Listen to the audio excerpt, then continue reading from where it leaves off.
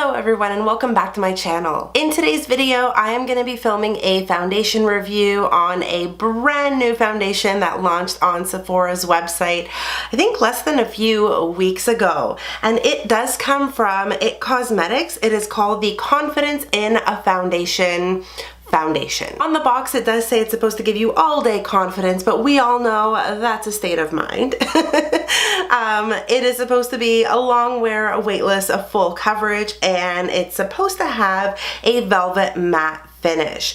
It is oil free and it is supposedly good for all different skin types. We are going to be putting this to the test like we normally do on my skin, and for anyone who is new to my channel, I do have quite a few issues that I deal with on my skin.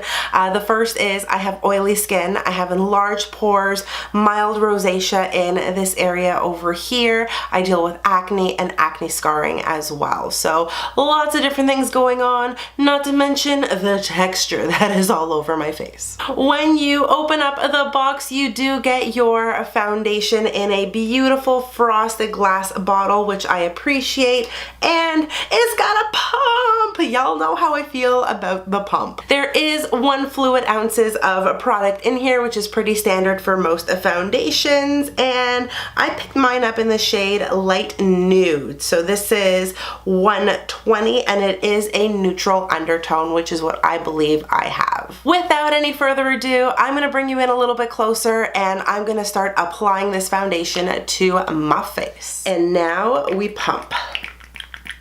Give it a second. There we go. Just going to take 2 pumps to start with because I'm not sure how much I'm actually going to need. As you can see, the formula is quite thick. It actually reminds me of the other CC cream that they released. This is the oil-free matte CC cream.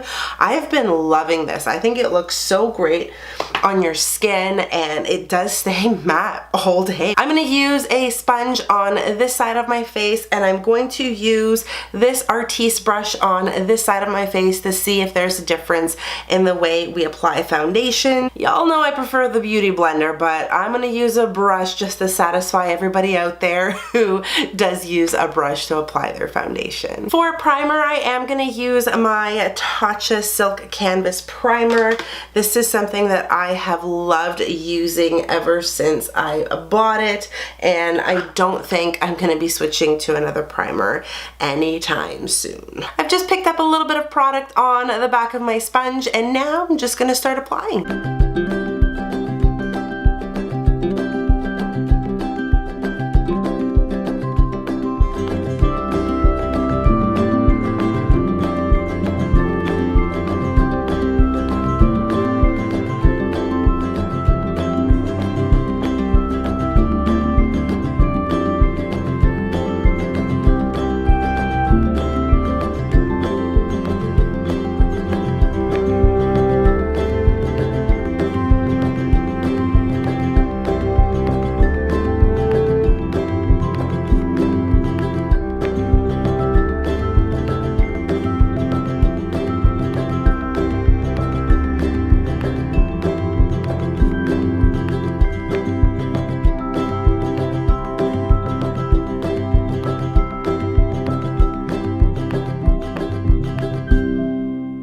The foundation is now on both sides of my face. So again, this one was with the brush and this side over here was with the beauty blender, and I think the color is actually a little too light for me, which is kind of weird because this is a light neutral shade. At least that's what it was described on Sephora's website, and it's a bit too light for me. I also feel like it's a little bit on the pink side. That's what I'm seeing at the moment, but maybe you guys can tell me what you're seeing on camera as well. In terms of the application, I think it applied really easily using both application methods. I think it blended out really nicely with the sponge, and it also blended out really quickly and nicely with the brush as well. If I had a preference, I'd probably say I do prefer the sponge side because I was able to absorb a little bit more of the foundation. I think on the brush side, it does look like I have makeup on my face,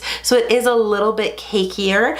I think the less you use of this product, the better off you'll be because it is very full coverage. The finish is definitely on the matte side, although I wouldn't say it is a full matte finish. It does have a little bit of luminosity to it. Hopefully you guys can see that on camera. I would probably say this is more of a natural matte finish. It does look like skin. My first impressions, just looking at this foundation, I do notice that it clings to a texture as well as dry patches. So I'm going to try to zoom you in a little bit closer so you guys can see exactly what I'm talking about, but oh man, do I see it on my cheek areas over here. It does not look good. As you can see, it's actually sitting quite well on my forehead, but the minute I bring you down to my cheek, and I'm really hoping this is translating, you guys can see how it's clinging to dry patches, how it's kind of sitting on top of pores. It doesn't look amazing, but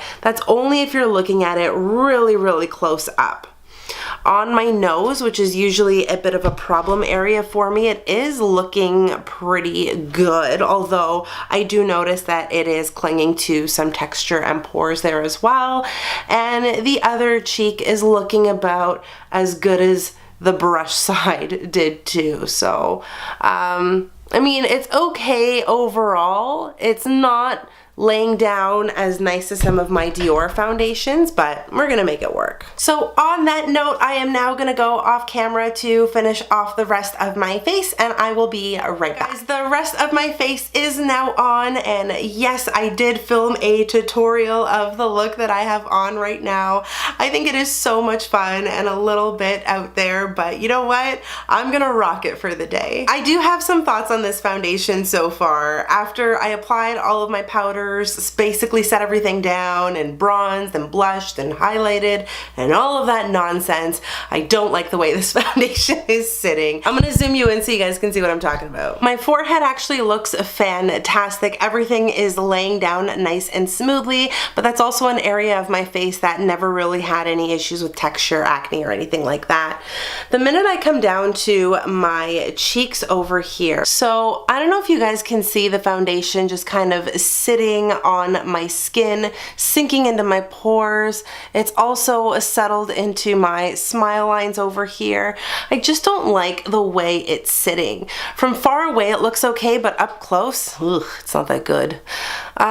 Chin is okay, upper lip, nose area, it's okay at the moment, but I am gonna put on some glasses and then we're gonna see what it's gonna look like. But again, it's got that look where it's just sitting on my skin, and the same goes for my other cheek. At the moment, I'm really hoping that once my natural oils come through, the foundation is gonna settle a little bit more, but as of right now, it is sitting very matte on my skin. I did notice that I was missing a little bit of foundation on the bridge of my nose as well as under my eye over here. I'm not sure why that's the case. I don't know if some of it just shifted around too much when I was dusting off some of the loose powder that I had underneath my eyes, but that happened. So I just had to go back in there with my sponge to rejig things around a little bit, and I tried my best to cover it up so I can start with a really good canvas. Well, those are my thoughts for now. I am gonna check in with you guys a little bit later and zoom you in so you guys can see how the foundation has worn. So I'll see you guys in just a second. Hey guys, this is the first and only check-in of the day. It's been about 7 hours since I initially filmed, and I am so ready to go to bed. I am so tired. But before I do, I wanted to share some thoughts with you about this particular foundation. So first and foremost, I'm going to zoom you in so you can see what's going on my face, and hopefully it translates on camera.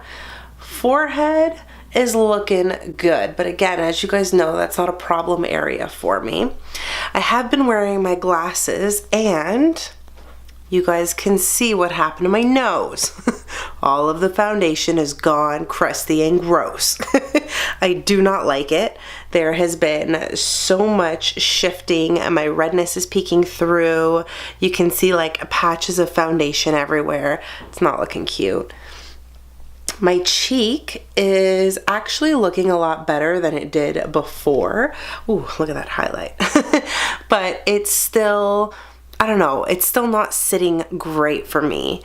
Upper lip is chin, and then my other cheek is just I really don't like the way the foundation is sitting in this area. You can see it's just on top of my skin and it's getting patchy.